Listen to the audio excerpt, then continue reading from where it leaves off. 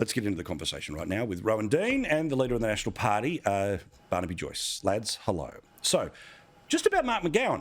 He was a bad winner, right, Rowan? Like if you've just won, turning around and having a crack at the reporters because they don't sort of clap whenever you finish a sentence. But then also Peter Dutton's he's not a threat at all. So let's start bagging him before he gets the job.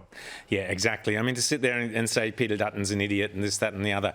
There's a good point there, Paul. I loved your point about the Greens. They will carry on just attacking and eating the left. It's the old French Revolution come to life. Don't say you weren't warned, and the message is there. All the lovies, the bedwetters within the Liberal Party, they're the ones who lost their gigs, not the Conservatives.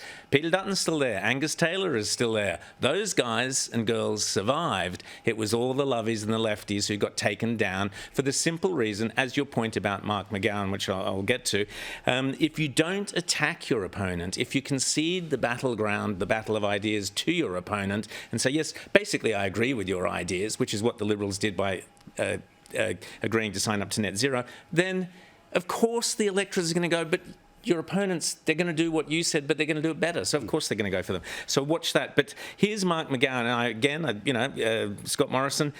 I would make the criticism that what a mistake to go cozying up to McGowan during COVID and saying, yeah, you're great. We basically agree with everything that you're doing. When McGowan and Dan Andrews did the same thing, they just turn around and attack the other side. I don't disagree. However, if one of the biggest reasons why they went so hard was because they went after the border situation, well, again, sort of they talked about Trump being post-truth. We're kind of post-logic for some people. Barnaby, what about those 5 things that I tried to say to the people who are disappointed because they expected, another 3 years, but more importantly, they feared what the next 3 years would be like. Do any of those points make sense to you? Is there a rallying cry around any of those, or am I off the mark? Can't remember the 5 points. I was watching the other screen.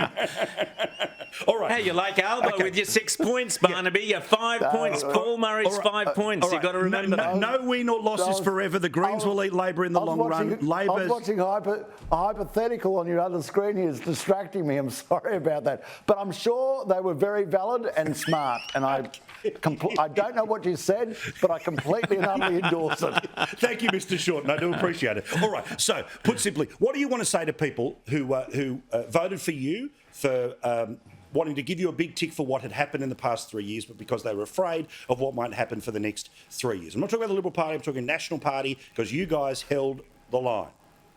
Yeah, we did. We held every one of our seats, even though 3 of them were retiring members. We picked up a Senate seat, and we were within basically a stone's throw of 2 other seats, Lingiari and Hunter. Lingiari is still actually in play, so unlikely, but a possibility.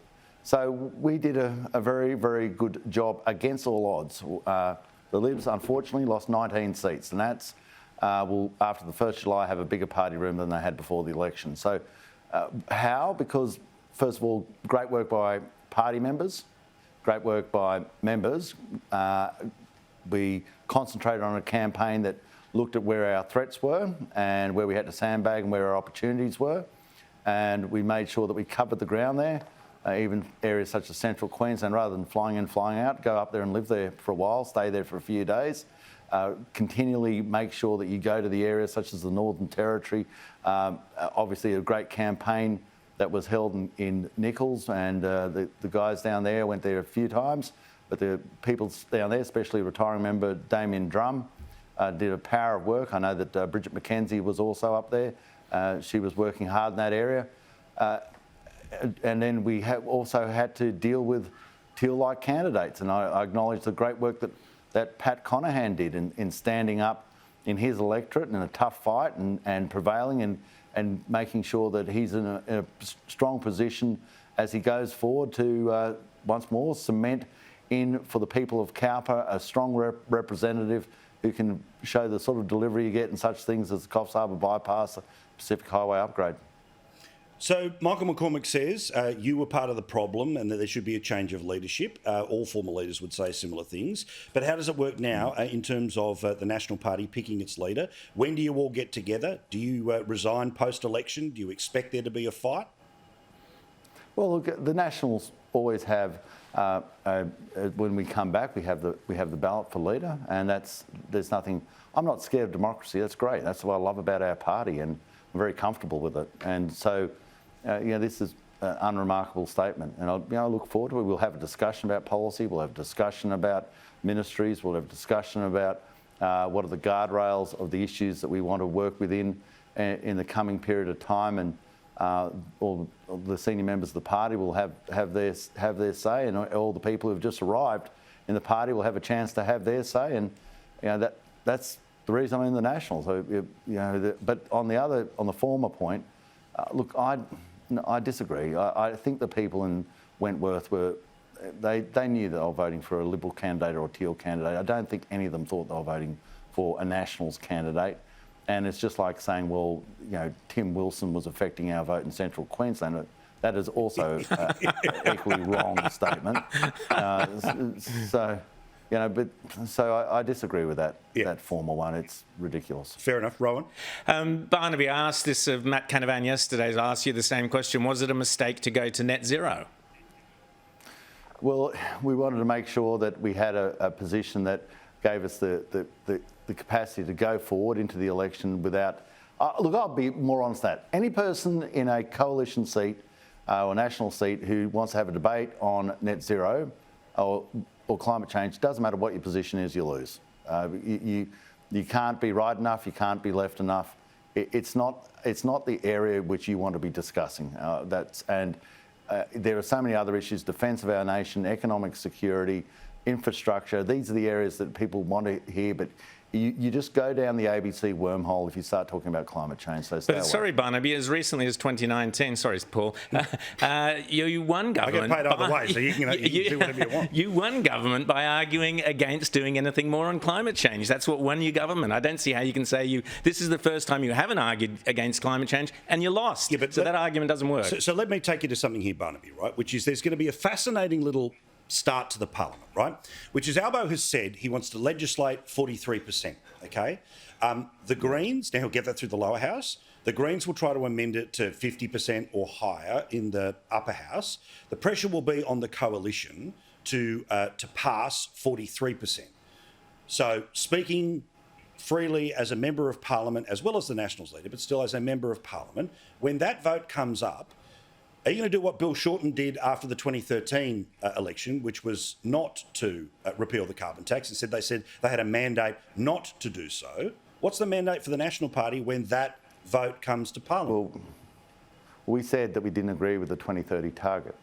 We said that quite clearly. It was part of our negotiations with the so-called 2050 target negotiations, because that would cause massive damage, because you can only do it by shutting down industry. And we see in the safeguard mechanism, which we campaigned on, the Labor Party are going to now tax 215 businesses, including the last 2 oil refineries in Australia, which will either hand on the cost to you or they will head over to Singapore.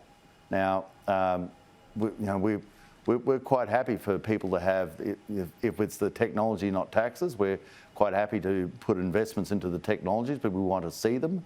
They want to be apparent, they want to be effective, they want to be able to deliver, and they want to be able to provide people who are under $130,000, $140,000 a year in a coal mine with the same wages and the same conditions as they had, in the same number that had them. And this is the sort of the practical approach to a policy position where we are going, watching the numbers very closely.